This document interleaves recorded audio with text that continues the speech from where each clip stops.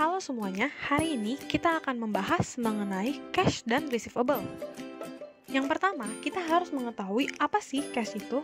Cash merupakan aset yang paling liquid atau yang paling cair dan merupakan perantara standar dalam penukaran dan dasar pengukuran seluruh item.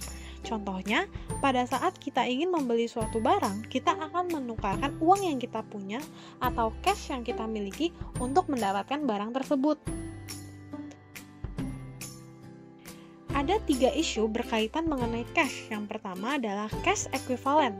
Cash equivalent merupakan aset jangka pendek dan merupakan investasi yang sangat cair yang siap untuk diubah menjadi cash atau dekat dengan jatuh tempo yang memiliki resiko yang kecil pada perubahan nilai sehubungan dengan perubahan suku bunga. Contoh dari cash equivalent adalah commercial paper. Nah, isu yang kedua adalah restricted cash. Apa sih restricted cash? Restricted cash merupakan kas yang sengaja disisihkan untuk kewajiban di masa depan yang jumlahnya signifikan.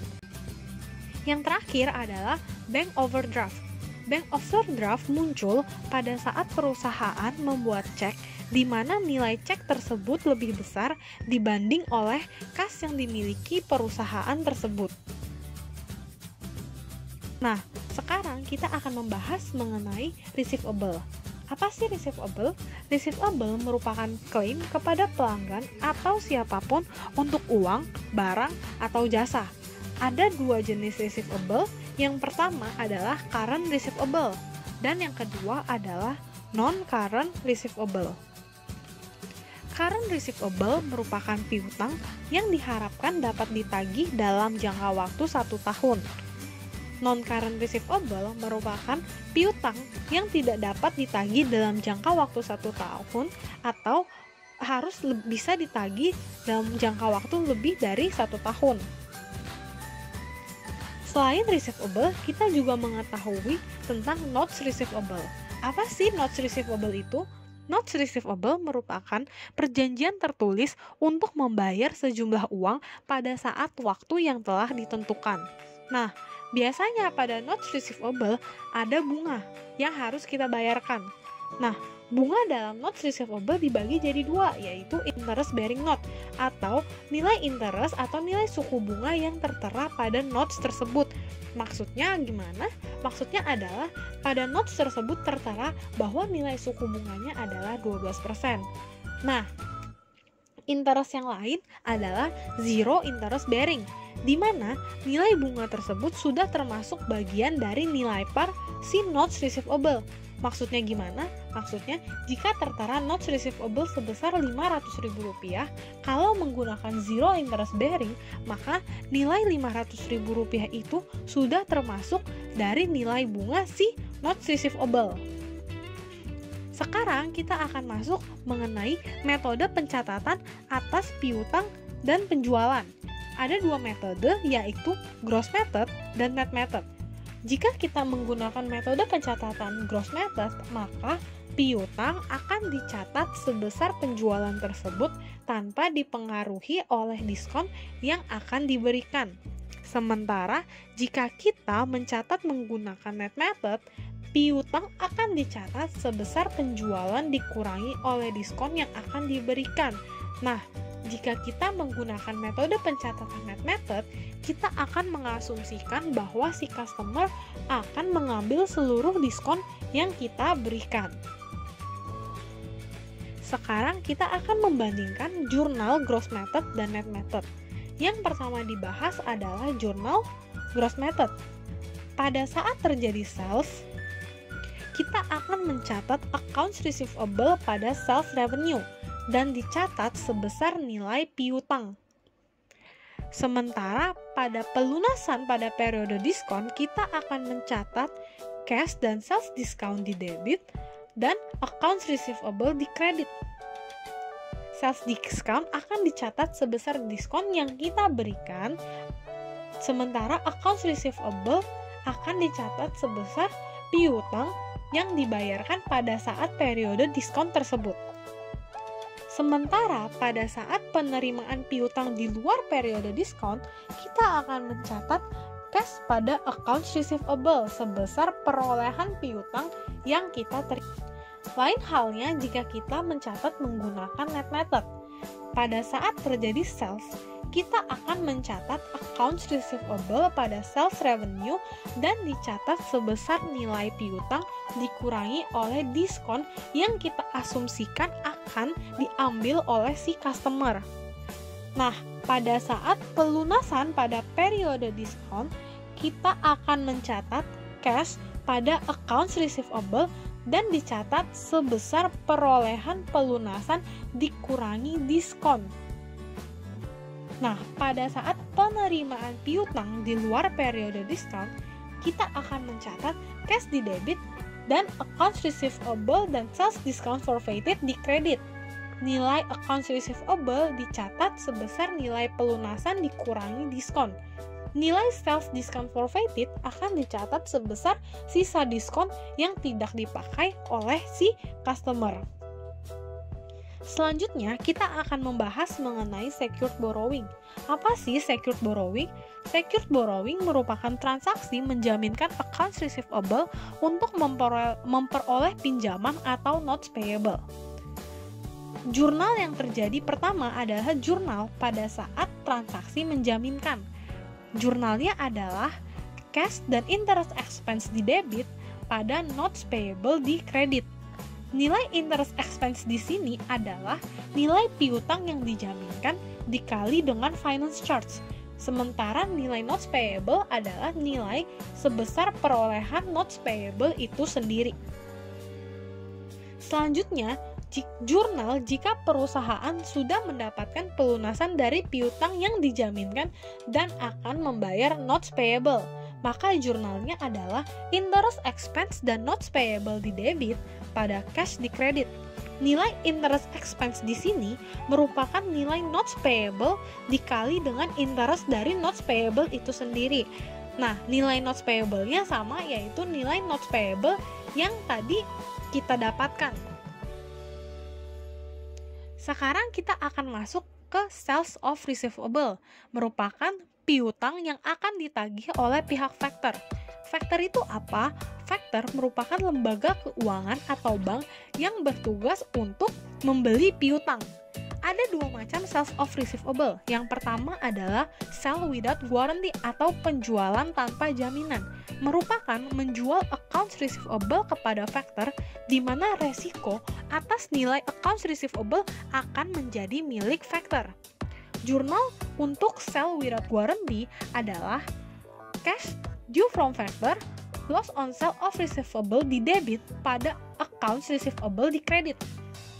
Due from factor merupakan jumlah yang ditahan sebagai antisipasi retur atau diskon. Sementara nilai loss on sale of receivable merupakan biaya atas penjualan piutang tersebut. Sale of receivable yang kedua adalah sell with guarantee, yaitu penjualan piutang di mana resiko atas penjualan tersebut masih ditanggung oleh perusahaan. Jurnalnya adalah cash due from factor, finance charge pada recourse liability. Nilai due from factor merupakan jumlah yang ditahan sebagai antisipasi retur atau diskon. Sementara finance charge merupakan biaya atas penjualan piutang. Sekarang kita akan masuk ke latihan. Latihan yang pertama mengenai jurnal gross method dan net method. Pada tanggal 1 Juni 2020, PTA menjual barang dagangannya kepada PTB seharga 10 juta rupiah dengan syarat 2/10 N/30. Jika kita menggunakan metode pencatatan gross method, maka jurnal yang kita buat adalah accounts receivable pada sales revenue sebesar 10 juta rupiah, yaitu sebesar nilai piutang yang kita dapatkan. Nah, jika kita menggunakan metode net method, maka kita akan mencatat accounts receivable pada sales revenue sebesar 9.800.000 rupiah, di mana nilai 9.800.000 rupiah itu didapat dari 10 juta dikali 98%. Kenapa kita harus mengali dengan 98%? Karena kita bisa lihat di soal bahwa kita menjual barang kita dengan diskon dengan syarat diskon 2/10, di mana si customer akan mendapatkan diskon 2% jika melakukan pembayaran dalam waktu 10 hari. Nah, tadi sudah dijelaskan bahwa dengan menggunakan metode pencatatan net method, kita akan mengasumsikan bahwa diskon kita akan diambil seluruhnya oleh si customer. Maka, jika kita memberikan diskon 2% kepada customer, maka nilai piutang yang kita dapatkan adalah sebesar 98%, yaitu 100% dikurang 2%. Maka pada saat transaksi ini, kita akan mencatat nilai accounts receivable pada sales revenue sebesar Rp9.800.000.